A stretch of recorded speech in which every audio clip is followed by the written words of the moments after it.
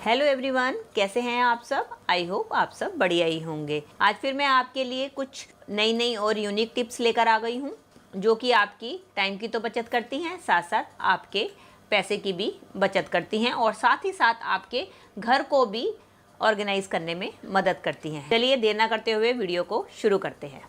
दोस्तों, चूड़ियाँ तो हम सब पहनते हैं और चूड़ियों को ऑर्गेनाइज करने के लिए हम अलग अलग तरह के ऑर्गेनाइजर का इस्तेमाल करते हैं। लेकिन कई बार क्या होता है, ऑर्गेनाइजर हमारे पास कम पड़ जाते हैं और चूड़ियाँ ज़्यादा होती है, तो हम क्या करते हैं, चूड़ियों को इस तरीके से किसी भी प्लास्टिक बॉक्स में रख देते हैं। लेकिन कई बार क्या होता है, जब हम पहनने के लिए इसमें से चूड़ियाँ निकालते हैं, चूड़ियाँ हमारे हाथ से स्लिप होती हैं और नीचे गिरते ही हमारी चूड़ियाँ टूट जाती हैं, जिसके कारण हमारा पूरा सेट खराब हो जाता है। तो उसके लिए बहुत ही यूजफुल टिप शेयर करने वाली हूँ कि आप क्या करें, नेक्स्ट टाइम जब भी आप इस तरीके से बॉक्स में चूड़ियों को रखें तो आप एक एक करके ऐसी चूड़ियाँ ना रखें। आप क्या करें, 2-3 चूड़ियों को आप इकट्ठा कर लें और उसके बाद आप लें कोई भी रबड़ बैंड, और रबड़ बैंड लेके आपने क्या करना है, इन चूड़ियों के ऊपर इस तरीके से चढ़ा देना है।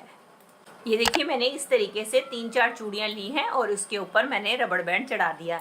ऐसा करने से क्या फ़ायदा होगा, नेक्स्ट टाइम जब भी आप इसमें से चूड़ियाँ उठाएंगे पहनने के लिए और अगर वो आपके हाथ से स्लिप होकर भी गिरती हैं तो ये जब भी ज़मीन पे गिरेंगी तो ये बिल्कुल भी टूटेंगी नहीं, क्योंकि रबड़ बैंड जो है इनके ऊपर एक शील्ड का काम करेगा। क्योंकि सिंगल चूड़ी अगर गिरती है तो वो बड़ी जल्दी से टूट जाती है सिंगल होने की वजह से, लेकिन जब हम रबड़ बैंड चढ़ा देंगे तो ये चूड़ियाँ इकट्ठी हो जाएंगी और जब वो ज़मीन पे गिरेंगी तो ये बिल्कुल भी टूटेगी नहीं। और रबड़ बैंड लगाने से इनके ऊपर एक टाइप की शील्ड बन जाएगी और वो शील्ड जो है वो आपके सरफेस के साथ लगेगी, ना कि चूड़ियाँ डायरेक्ट आपके सरफेस से लग के टूटेंगी। चलिए फ्रेंड, बढ़ते हैं अगली टिप की तरफ। मेरी अगली टिप भी होने वाली है चूड़ियों को लेके।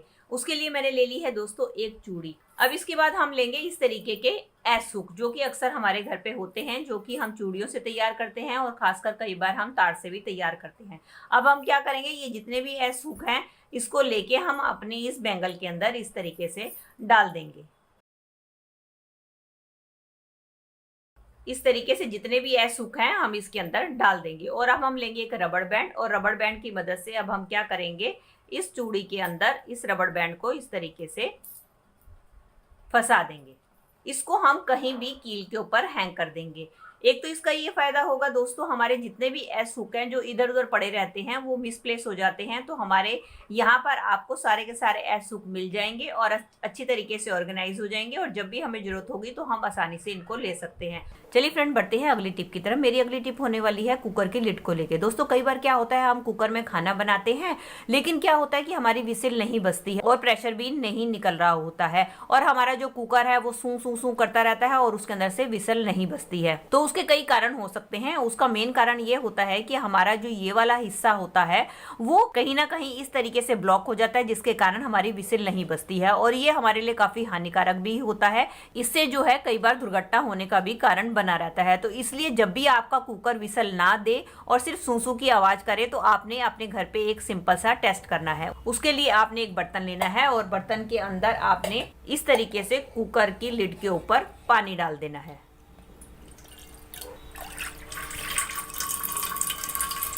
अगर तो आपका पानी इस तरीके से फ्रीली निकलेगा तो इसका मतलब आपका जो है कुकर की लिड बिल्कुल ठीक है। अगर इसमें से पानी फ्रीली नहीं निकलता है, रुक रुक के निकलता है, तो इट मीन्स आपके कुकर के फटने का डर बना रहता है। तो इसके लिए आपने क्या करना है, आपने लेनी है सुई और सुई की मदद से आपने इसके ये जो होल्स हैं इनको अच्छी तरीके से खोल लेना है।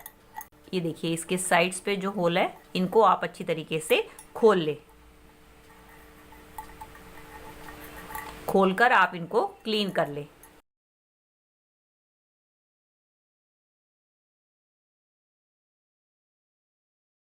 ऐसा करने से क्या होगा, जो भी कचरा इसके जो होल्स के अंदर फंसा हुआ है वो सारा का सारा पिन के थ्रू निकल जाएगा और जब आप नेक्स्ट टाइम इस कुकर को यूज करेंगे तो इसके विसल बजने में कोई भी प्रॉब्लम नहीं आएगी और जिससे आपके घर पे कोई भी दुर्घटना होने के चांसेस नहीं रहेंगे।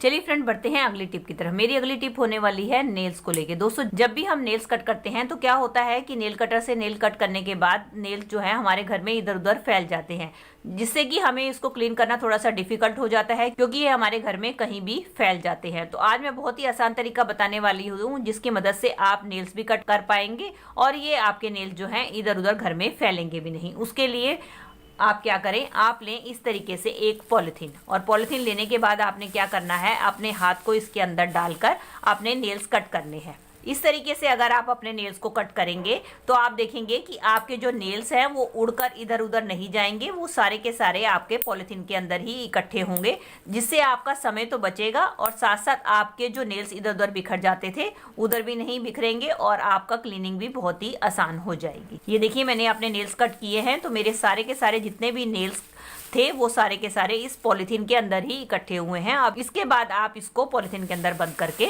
अपने बड़े वाले डस्टबिन के अंदर थ्रो कर सकते हैं। चलिए फ्रेंड, मेरी अगली टिप होने वाली है इस तरीके की मोटी मोटी जैकेट्स को लेके।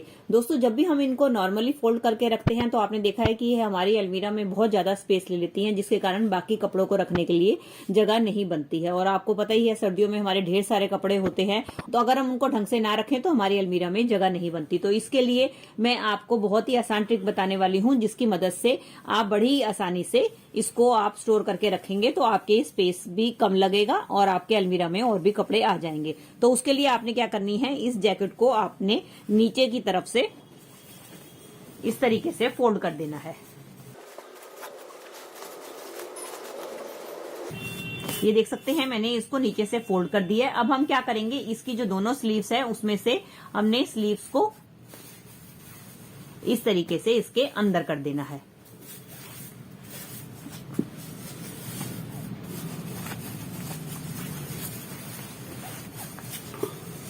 और अब हम क्या करेंगे, ये जो कैप वाला हिस्सा है इसको हमने इसके अंदर रखते हुए अब ये जो ऊपर वाला पार्ट है वो हमने डाल देना है ये इसके अंदर वाले पार्ट के अंदर। ये देख सकते हैं दोस्तों, मैंने इस जैकेट को अंदर डाल दिया है। इस तरीके से ये हमारे एक छोटे से पैकेट की तरह पैक हो जाती है। चाहे तो आप इसको इस तरीके से भी रख सकते हैं और चाहे तो आप इसको खड़ा करके भी रख सकते हैं, और इस तरीके से ये आपके बहुत ही छोटी सी ही जगह पे बड़ी ही आसानी से ऑर्गेनाइज हो सकती है। और आपने देखा है कि अगर हम नॉर्मली जैकेट को फोल्ड करके रखते हैं तो वो हमेशा उसकी जो तह है वो खुल जाती है। अगर आप इस तरीके से रखेंगे तो आप देखेंगे कि इसकी तह भी नहीं खुलेगी और बहुत ही कम स्पेस में ये आपके ऑर्गेनाइज भी हो जाएगी। अगली टिप होने वाली है मेरी साबुन के बचे हुए टुकड़ों को लेके। दोस्तों, कई बार हमारे घर में इस तरीके के साबुन के टुकड़े बचे जाते हैं। वैसे तो इसके हम कई यूज कर लेते हैं, लेकिन आज इसका एक बहुत ही बढ़िया यूज आपके साथ शेयर करने वाली हूँ। उसके लिए आपने लेना है घर पे रखा हुआ कोई भी इस तरीके का बेकार मोजा। मोजा लेने के बाद ये जो टुकड़े हैं हम इस मोजे के अंदर डाल देंगे। डालने के बाद अब हम लेंगे एक चूड़ी और एक चूड़ी को मोजे के अंदर इस तरीके से डाल देंगे और अब हम इसको एक गिठा लगा देंगे। चलिए इसका इस्तेमाल कहाँ और कैसे करना है चलिए मैं आपको दिखाती हूँ। दोस्तों, जब भी हमें हैंड वॉश करना होता है तो हम हैंड वॉश का या साबुन का इस्तेमाल करते हैं। तो आप क्या कर सकते हैं, उसकी जगह इन साबुन के टुकड़ों का इस्तेमाल कर सकते हैं। उसके लिए आपने क्या करना है, मोजे को गीला कर लेना है और गीला करने के बाद आपने अपने हाथों के ऊपर रब करना है। इससे क्या होगा, सारा साबुन जो है अपने हाथों पर आ जाएगा और इस तरीके से आप अपने हैंड वॉश कर सकते हैं। इससे क्या होगा, आप हैंड वॉश और साबुन की तो बचत होगी, साथ साथ आपके बेकार पड़े हुए टुकड़ों का भी यूज़ हो जाएगा। और उसके यूज़ करने के बाद आप क्या करें, इसको इस चूड़ी की मदद से आप अपने वॉश बेसिन या सिंक जहां भी आप इसको हैंग करना चाहते हैं उसके ऊपर हैंग कर दें, और नेक्स्ट टाइम जब जरूरत हो तब आप इसको उतार के फिर से गीला करके यूज़ करें और फिर से आप इसको हैंग करके रख दें। इस तरीके से आपके साबुन की तो बचत होगी और साथ में आपके पैसों की भी बचत होगी। चलिए फ्रेंड, बढ़ते हैं अगली टिप की तरफ। मेरी अगली टिप होने वाली है इस तरीके के प्लास्टिक के डिब्बे को लेके, जिसका इस्तेमाल तो हम सब अपने घर पे करते हैं, लेकिन कई बार क्या होता है कि इनकी लिड टूट जाती है तो हम क्या करते हैं, इनको उठाकर कबाड़ में फेंक देते हैं। तो आज इसका बहुत ही बढ़िया रीयूज आपके साथ शेयर करने वाली हूँ। उसके लिए आपने लेने हैं कोई भी इस तरीके से 2 ढक्कन, और अब हमें चाहिए होगी डबल साइडेड टेप। अब हम क्या करेंगे, इन दोनों ढक्कन के पीछे इस तरीके से डबल साइडेड टेप को लगा देंगे। और डबल साइडेड टेप लगाने के बाद अब ये जो ढक्कन है हमें चिपका देने हैं अपने इस कंटेनर के दोनों साइड्स पे। अब हम पॉलिथीन लेकर इस ढक्कन के दोनों साइड पे इस तरीके से फंसा देंगे।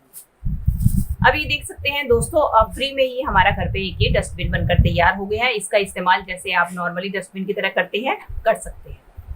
तो दोस्तों ये थी मेरी आज की वीडियो। आई होप आपके लिए यूजफुल रही होगी। अगर इनमें से कोई भी टिप आपको हेल्पफुल लगी है तो दोस्तों इसको लाइक कीजिएगा और ज़्यादा से ज़्यादा अपने फैमिली और मेंबर्स में शेयर कीजिएगा। और आप मेरे से जुड़े रहना चाहते हैं और इसी तरीके की यूजफुल वीडियोस और भी देखना चाहते हैं तो बेल आइकन के साथ मेरे चैनल को भी सब्सक्राइब कर दीजिएगा। चलिए दोस्तों, मिलती हूँ नेक्स्ट वीडियो में। तब तक के लिए bye bye. Thanks for watching.